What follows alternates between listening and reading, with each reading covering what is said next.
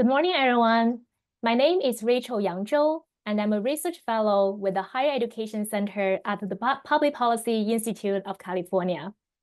Welcome to our virtual program today, featuring the findings from PPIC's report, Making Gains in Gateway English and ESL Through Dual Enrollment. The report, technical appendix, policy brief, and slides from today's briefing can be found on our website at ppic.org. This research and today's event are supported with funding from the California Community Foundation and the Gates Foundation. We would like to thank them for their generous support. For today's program, I will first present some of the key findings from the report and then turn to questions from our virtual audience. If you have a question, please send it along with your name and organization to the email address on the screen, ppiceventquestions@gmail.com. As a reminder, PPIC is a public charity and does not take or support positions on any ballot measure or legislation, nor does it support, endorse, or oppose any political parties or candidates for public office. And now, onto the presentation. First of all, I would like to thank my excellent co-authors, Ho-Yun Kim, Olga Rodriguez, Laura Hill, Eric Asong, and Daniel Payalas-Montoya. This research would not have been possible without their contributions. In California and across the country, we've seen a growing interest in expanding access to dual enrollment. Dual enrollment gives high school students the opportunity to take college courses while still in high school. Here in California, the state has passed major legislation, made multi-million-dollar investments, and launched system-wide agreements and initiatives to expand and support dual enrollment. With so much momentum, it is important to prioritize the right courses to make the most out of dual enrollment, both in lowering college costs and in helping students complete degrees faster. Research shows that completing college math and English early leads to stronger student outcomes. Earlier this year, we released a report on dual enrollment in math, and this new report takes a closer look at English and English as a second language. Dual enrollment in English and ESL can offer multiple benefits that prepare students for college success and beyond. First, dual enrollment in English and ESL can strengthen students' reading, writing, and critical thinking skills. These skills position them for success in high school, in college, and in their careers. It is also more affordable.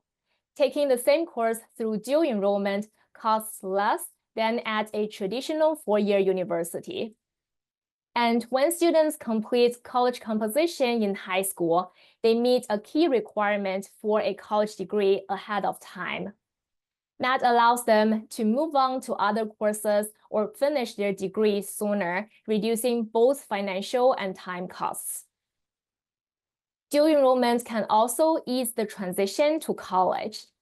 It helps students avoid the learning gap between their last high school English class and their first college composition course. It also provides early exposure to the college environment and to a college-going culture. Finally, when students take dual enrollment courses, they are both high school and college students. This means they can access support in both systems. In this study, we examined participation in dual enrollment English and ESL course outcomes and how participants performed later in college.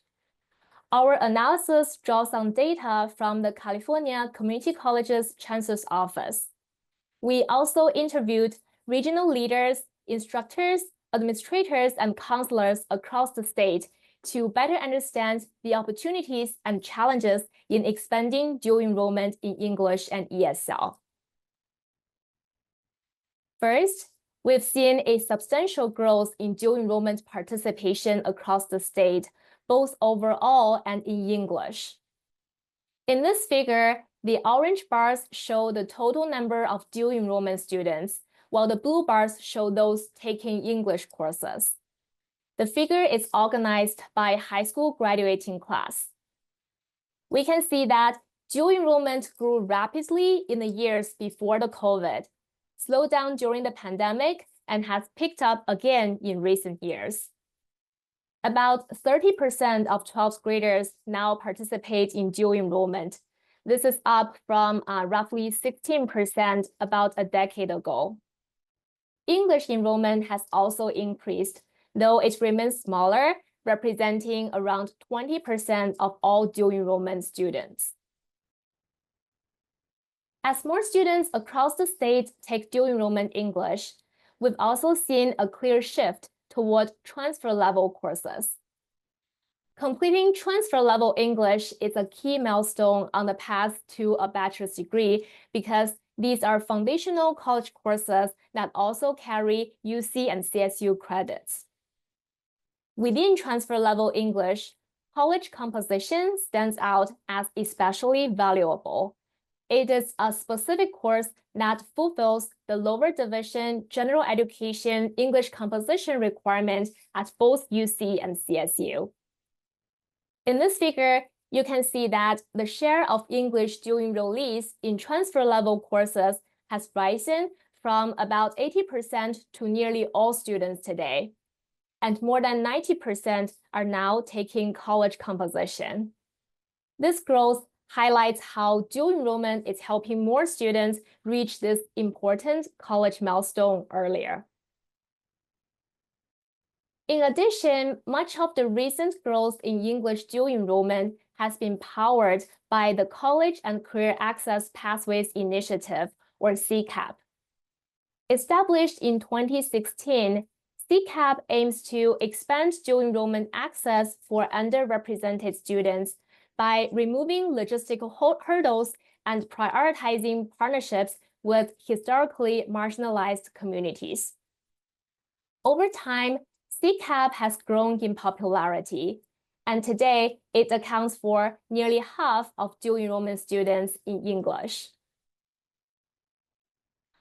Furthermore, this figure shows that CCAP has broadened access to dual enrollment in English for historically underrepresented students. First-generation Black and Latino students are more representative of their statewide shares in CCAP compared with other dual enrollment modalities. In addition to the participation patterns, we also examined college going rates among dual enrollment students in English.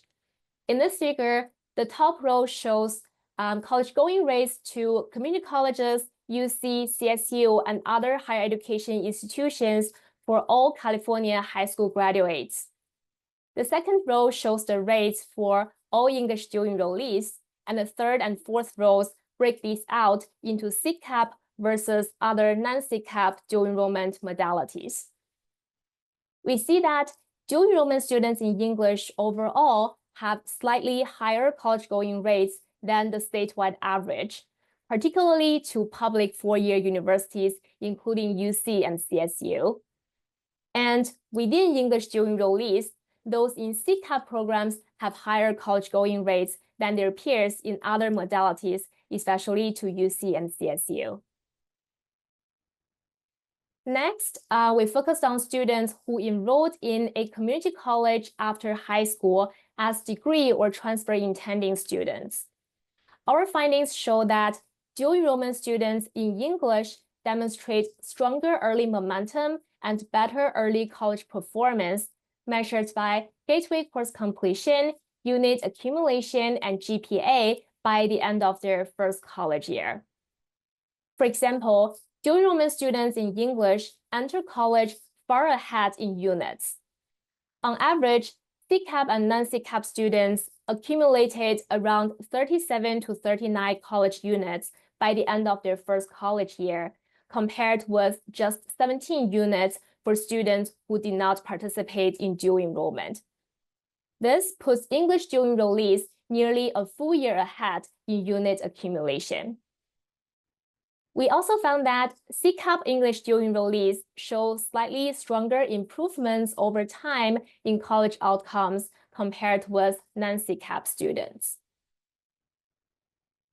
Looking beyond early college outcomes, our findings also show that dual enrollment students in English, both in CCAP and non-CCAP, tend to achieve higher rates of associate's degree completion and transfer compared with students who did not participate in dual enrollment.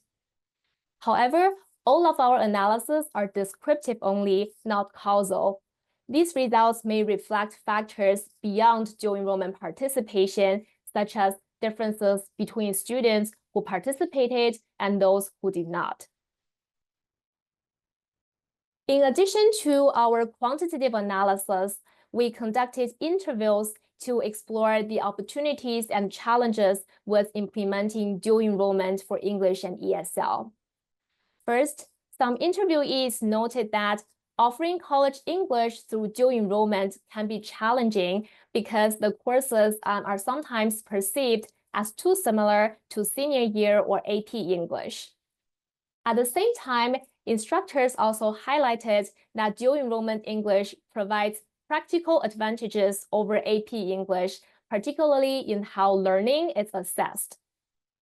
Also, English dual enrollment may be easier to implement than math due to fewer pedagogical complexities. However, successful dual enrollment depends on coordination and negotiation between high schools and colleges. Challenges remain, especially for sequenced courses like ESL. Partnerships can be unpredictable because of budget or staffing changes, and funding constraints sometimes force colleges to choose between general course offerings and dual enrollment. Finally, while many colleges are interested in offering dual enrollment ESL, low prospective enrollment and the complexity of integrating dual enrollment ESL with existing ELD sequences make implementation challenging. Our interviews also reviewed several key factors shaping access to transfer-level English through dual enrollment. First, access is influenced by how English and ESL departments are organized and collaborate. Instructors noted that multilingual learners are often better supported through pedagogical approaches that differ from those used in traditional English courses. Another factor is course unit count. High unit transfer level courses are often difficult to fit into high school schedules, so schools often offer lower unit courses that can give students college exposure, but may not count toward a baccalaureate degree. In addition, colleges resequenced ESL curriculum differently in response to the DevEd reform, so the path high school students take to reach transfer-level English can vary depending on the partner college's pedagogical approach. Focusing on ESL, we found that dual enrollment ESL courses are far less common than dual enrollment English offerings. Across the state, only 206 students from the high school class of 2024 were enrolled in dual enrollment ESL. Many campuses we interviewed saw ESL students as a largely untapped group in dual enrollment and expressed interest in expanding access. Our case studies show that dual enrollment ESL is emerging in a variety of forms according to the needs and interests of the local community. Based on our findings, we offer the following recommendations. First, many elements of dual enrollment require negotiation between high schools and community colleges. This process may be streamlined with a statewide repository of actual CCAP agreements, allowing new partnerships to reference existing models. Second, providing support for dual enrollment students and instructors, such as supporting faculty in curriculum redesign, can help maximize students' likelihood of completing college composition through dual enrollment. Also, high schools could expand opportunities for English learners by offering transfer-level dual enrollment ESL or by aligning ELD courses with dual enrollment pathways. Finally, linked K-12 and college data would strengthen recruitment into dual enrollment, particularly for students underrepresented in higher education or not already college-bound. It would also allow better tracking of student outcomes and facilitate causal research to maximize efficacy and efficiency of dual enrollment. With that, I conclude the presentation of today. Just a reminder, please submit your questions to ppiceventquestions@gmail.com. At this time, I would like to go ahead and answer questions from our virtual audience. So our first question has come in. It is from an education consultant in Northern California. Can you explain why dual enrollment English and ESL are a focus and why these courses are important? And in what ways do they differ from AP English? Sure. We focus on dual enrollment English and ESL because these courses are foundational for more advanced college level coursework. The reading, writing, and critical thinking skills that can be developed in these courses are essential for both academic success and career readiness. So providing students with access to dual enrollment English and ESL can not only help them meet important high school and college milestones, but also improves system efficiency and support college affordability for our students. Also, research shows that completing college English early positively impacts long-term college outcomes, and dual enrollment gives students access to college English as early as high school. That is why English and ESL are the focus of this dual enrollment study. And in terms of how dual enrollment English differs from AP English, our interviewees highlighted that dual enrollment English can better reflect the assessment methods used in college, while AP English relies on a timed multiple choice and essay-based exam at the end of the school year. Dual enrollment English emphasizes more authentic college-style assessment. That is, students work on research-based writing over multiple drafts, and instructors providing feedback during this process on the development of the ideas, the coherence of the writing, and the depth of the analysis. So this approach more closely mirrors actual college expectations and gives students these added benefits of experiencing the actual process of college writing, while AP exams test student skills in a more artificial and a more highly timed setting.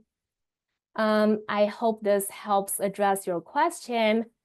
Let's move on to our second question, which is from a policy analyst in the Bay Area. As nearly all dual enrollment English students are taking transfer level English, how are these students performing in those courses? And do you think the experience is preparing them for college? Yes, our data show that nearly all English dual enrollees are now taking transfer level English courses, and more than 90% of these students are enrolled in college composition. Although these courses are considered highly rigorous for dual enrollment, the course success rate is actually high. We have more than 85% of students successfully completing transfer level English. They enrolled through dual enrollment. And the number of students fulfilling the college composition requirements through dual enrollment, meaning they successfully completed college composition courses through dual enrollment, has also grown.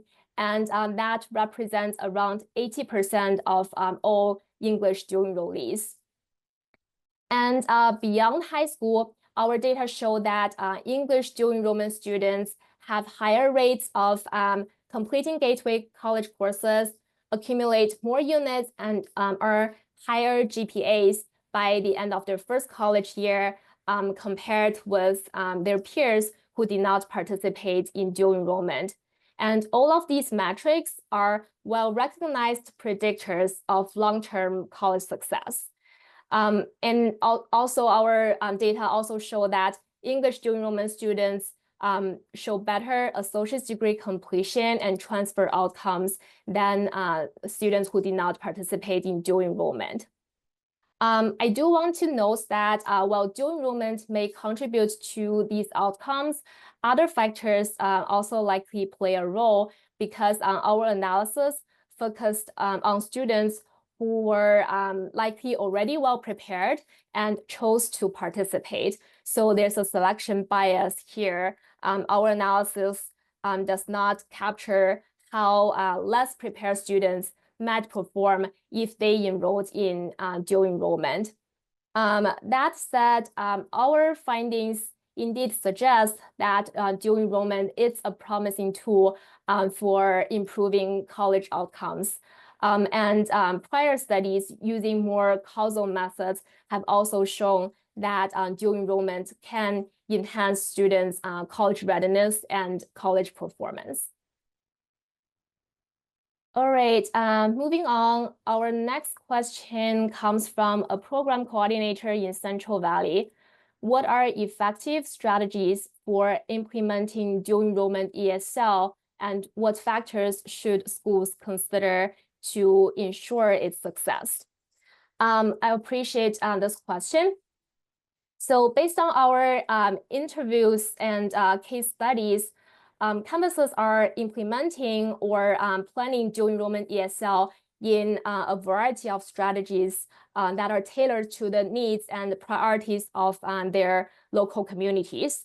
In one case study, all the English learners at a high school take dual enrollment ESL courses exclusively. And at this school, dual enrollment ESL is taught by high school English teachers who collaborate closely with college faculty. Also, this high school is located in a rural area at a considerable distance from the partner college. So this partnership shows that integrating high school ELD and dual enrollment ESL can help maintain strong high school outcomes while also introducing geographically constrained English learners to college exposure.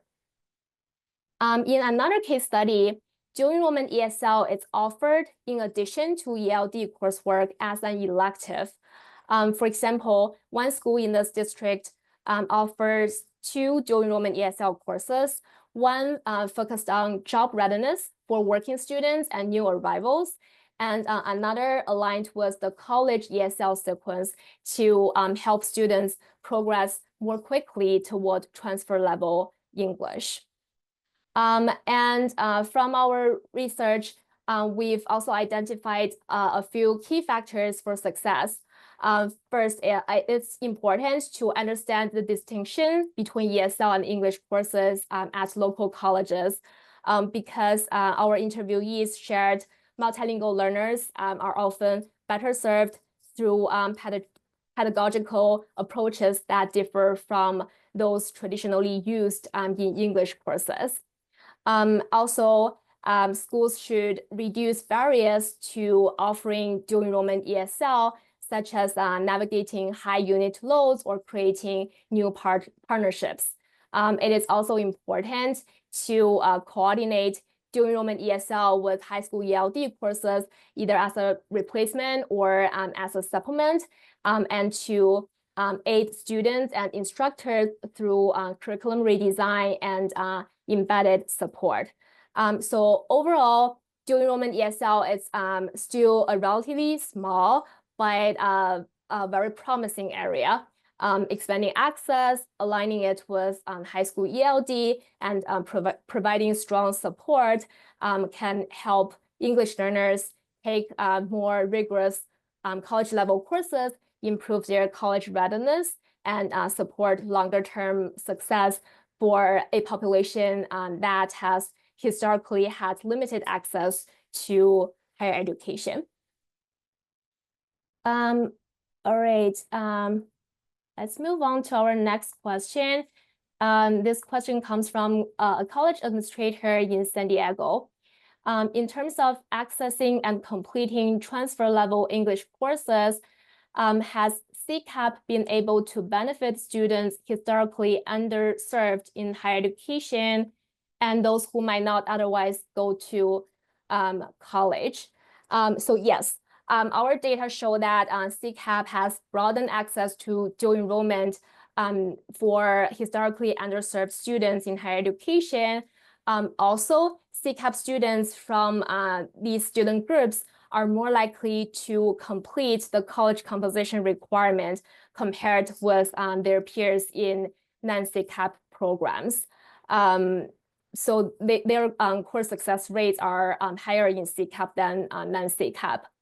However, I do want to note that still, our first-generation students show lower completion rates than their non-first-generation peers, and Latino and Black students show lower rates than their white and Asian peers.